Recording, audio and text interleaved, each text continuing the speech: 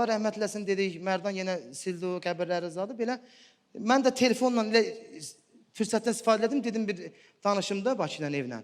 Alo, hə, başım qarışıb telefona. Hə, salamatçı, Toran qarışıb. Mənim ağlım kəsməz ki, Mərdan məni qoya gedə. Danışdım, adboy. Mərdan, Ayşə. Tutdular məni bunlar, tək.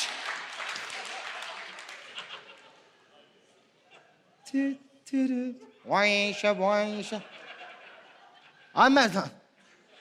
Məsələn, gizlənmək üçün tanışmışsın.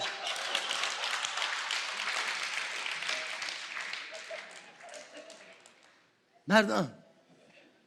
Allah ki, mən biləyəm dözmürəm. Toba mən bir də sənə gəlməyəcəm bura. Sırtdana zarafanın yerdin da. Bütün bir dənə qoca kişi var, belə dirəşib, sən öl sənin minəcik. Sənin cəsə vaxtı qəbir salıqlarda axtardıq, axırda mənim kursakıma düşmüsən. Psixoloji mənə elə gəlir. Səsə çıxım.